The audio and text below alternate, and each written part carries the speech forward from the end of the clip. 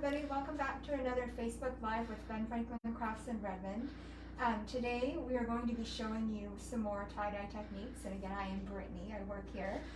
So now we're just going to transition the camera so you all can see what I'm doing as I dye. So the first technique I'm doing today is a dip dye, and I'm going to be dip dyeing this is a tea towel, and I have already scrunched it up and rubber banded it how I would like it. We are just dyeing the ends today. And the dye that we're going to be using is the Procyon dye here. This is the peach color. And so I have discovered through doing a lot of tie-dye that a little bit of dye goes a long way. So I'm not gonna put a whole lot in my tub.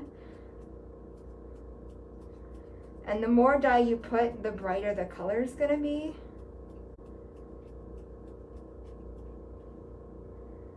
But I've discovered that even in some of the pre-kits where they give you the dye already in there, I can cut that powder in half and get like 4 bottles instead of 2 bottles, and then you have more dye to work with.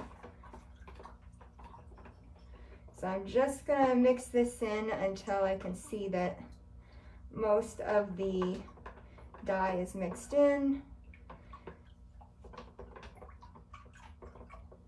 I think that's pretty good. And now I'm just going to set these in here. And the technique I used for tying was a scrunch technique. And so I just kind of balled up and then just rubber banded how I wanted it to look. And so now we're just gonna let this one sit for the duration of our live stream. And then we'll come back to it at the end so you can see what it looks like. The longer you let that one sit, the more dye you're going to get.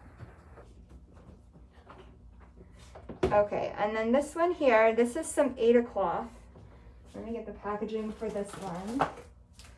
So this is from PA Essentials. It is a 12 by 18, 14 count Aida cloth. And we're just going to lightly dye this one with our this one is teal, this is turquoise, the Procyon turquoise dye. And we're just gonna lightly dye this one, and then afterwards, when it's all done, one of my other managers might add something on top of it. So this is a good way to incorporate tie-dye into other projects.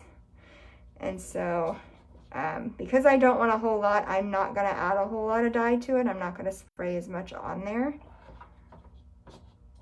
Because like I said before, the more dye you add, the brighter the color.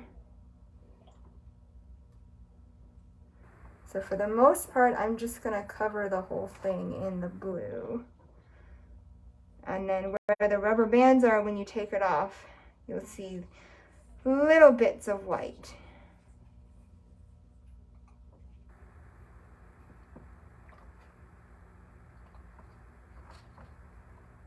I'm just gonna make sure that I've got most of the whole thing covered, and then there will be spots underneath that did not get dye, and that will be white when you open it. So it'll give kind of like a cool splotchy effect when you open it.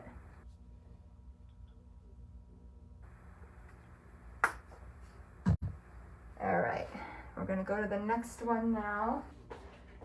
So for the next one, I'm gonna show you guys, I'm gonna tie this one for you. For this one, we're gonna do the classic swirl.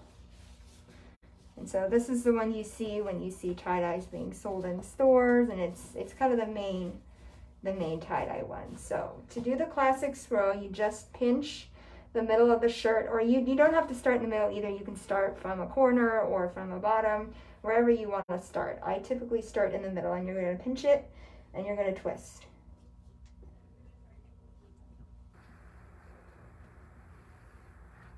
And then you kind of grab the edges and you turn it around the direction that it's been twisted.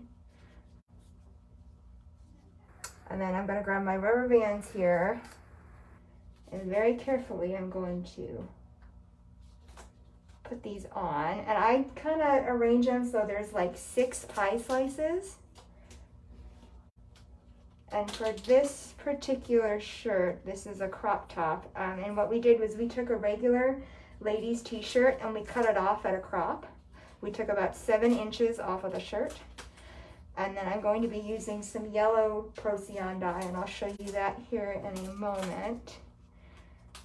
So then you just kind of position the rubber bands where you want them to be. And I like to check both sides because sometimes the back side doesn't look quite as good as the front side. And so as you can see, it looks kind of like a pie. There's the different slices. So this is the front of our shirt, and I am using the lemon yellow and the golden yellow. And what I'm going to do is I'm going to alternate. I'm going to alternate the colors as I go, and I'm probably going to leave some white pie slices in there just so that it's not all just yellow. And I'm going to start with my golden yellow. And so for this technique, if you want a lot of color showing, you want more color than you want white, you're going to want to make sure you get down deep in the folds of the shirt. Because as you can see, there's different like folds in here, so you want to make sure you really get down in there. But if you like a little more white on the shirt than you do color, then you don't have to get as deep in. You can go pretty, you can just do the tops of it. So I'm going to get down into some of them.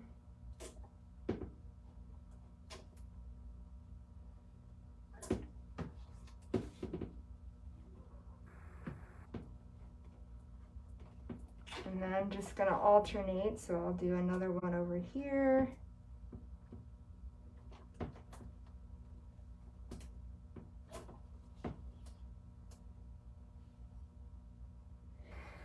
But then on the other hand, if you add too much dye as you keep going and going, so I've been known to do that, your shirt sometimes will just turn brown. So you kind of want to be careful with how much you're dyeing, how much dye you're putting on it.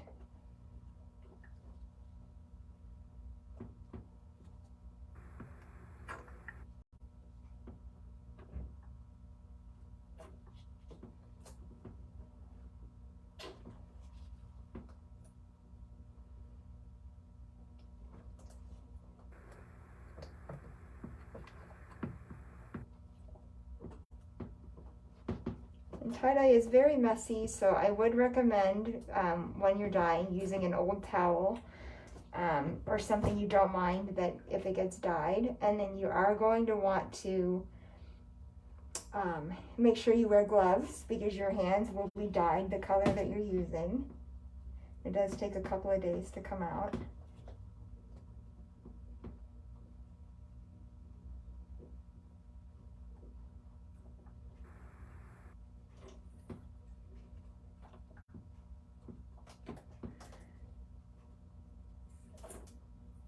Okay, now I'm going to come in with my lemon yellow.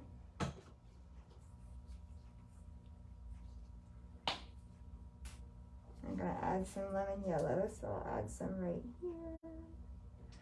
And you can overlap the dyes. You can do one color on top of another, and it kind of creates like another variation of the colors. And that is sometimes fun.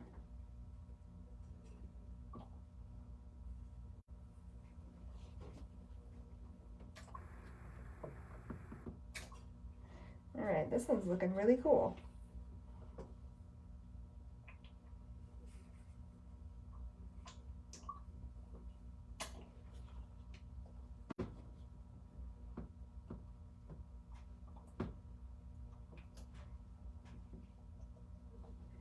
Okay, and then I'm going to add some down into here. And maybe add some right here. And some here, and I think that if I add any more, it will overdo it. As my mother always says, less is more. All right, and then for our last one, we are going to be doing a tank top and a bucket hat. Now give me just 1 second, I'm going to wash off my gloves real quick, so I don't get yellow dye on this one, because for this one we are using the Shibori kit from Tulip. This is a one-step tie-dye kit, so it means that everything comes in the kit already. The dye is already in the bottles. It's the powder dye, and you just have to fill the bottles with water, and you are ready to go. And so from the kit, they give you 3 colors. There's a light blue, a gray, and then a royal blue. And I'm using the royal blue and the gray today for these 2. And the tying technique that I've used is called a sunburst. So I've already tied the tank top, so I'll show you on the sunburst, on the bucket hat, how to get the sunburst. So you've got your hat open like this. You're going to pinch the top, and then you're going to go down like this.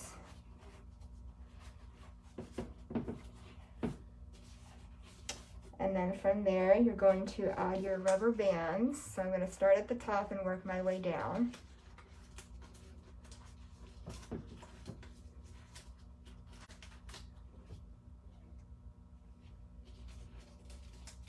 And the idea is that when these are finished, the tank top and the bucket hat will match.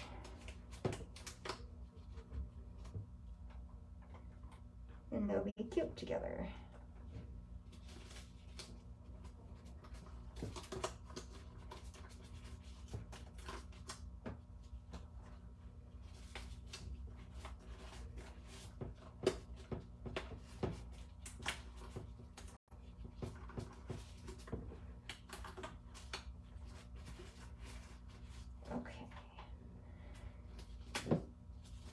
I think I'm going to add 2 more at the bottom here.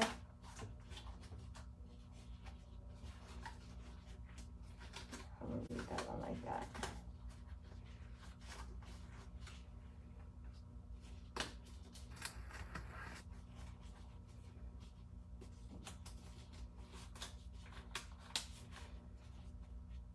Okay, and now what I'm going to do is I'm going to take, I think I'm going to start with the gray, and I'm just going to alternate the colors in each spot. So I'll start with the bucket hat, and I'll do the top one. And for this one, I'm just going to dye the outside folds. I'm not going to go down in, because I think it's going to look cool if it has a little more white showing. And then I'm going to leave this one white. I'm going to do this one gray. So then I'll come down here and I'll do this one with the blue.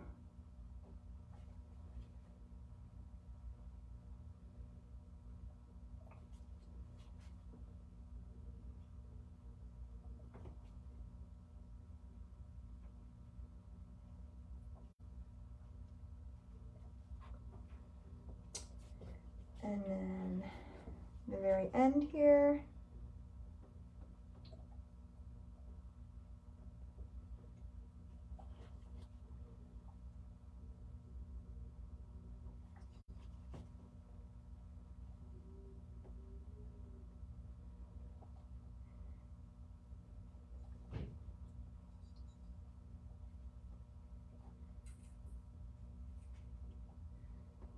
Okay.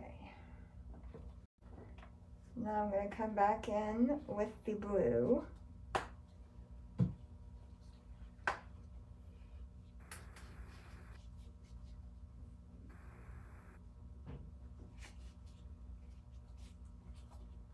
Our bottom rubber band here came up. We're going to put him back. And we're going to do the blue right here.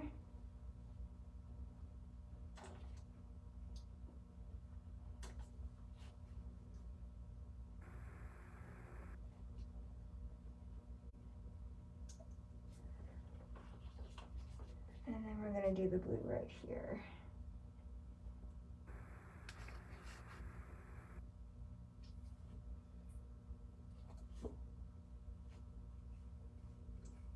Alright, that is the bucket hat.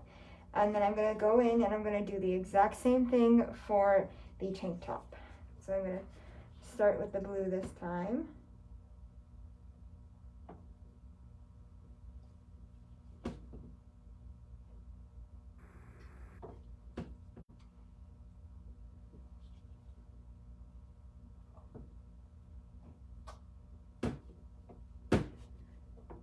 skipping 2 spots.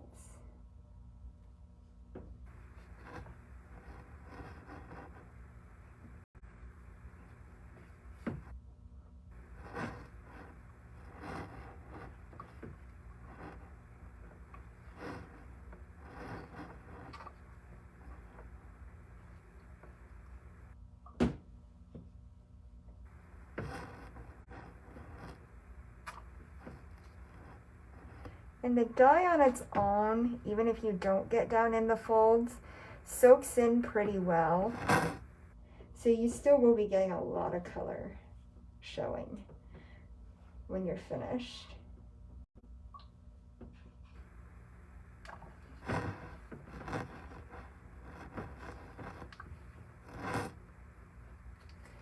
Now I'm going to come back in with the gray.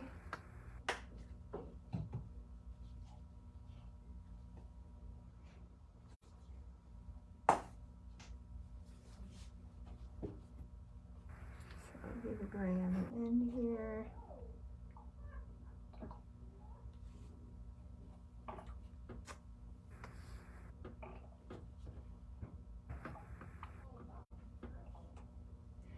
And I'll do the gray here. And as you can see, by doing it in the bucket, there is dye at the bottom, so it is dyeing on the other parts of the shirt that were going to be white, but that's okay because it's going to give it a really cool effect. And I think I'm going to do this one here.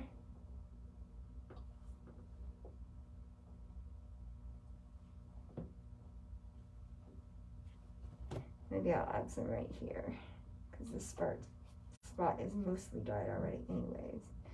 So we'll just add some gray to it.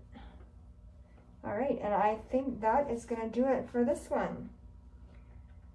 So that is everything we had for you today. Thank you so much for tuning in and playing with us today. Make sure to tune in tomorrow to our Facebook story or Instagram. We're going to open these up once they're finished soaking in with the dye. And typically I let them sit for 24 hours to 72 hours. The longer they sit, the more the dye soaks in. And then when you're finished with them and you're ready to open them, you want to make sure you rinse them under cold water until the water runs clear. And then from there, you're good to wash them. And I usually wash mine hand wash for the first one, just in case there's any residual dye. And then from there, you're good to just throw it in the regular wash. So thank you for watching, and we'll see you next time.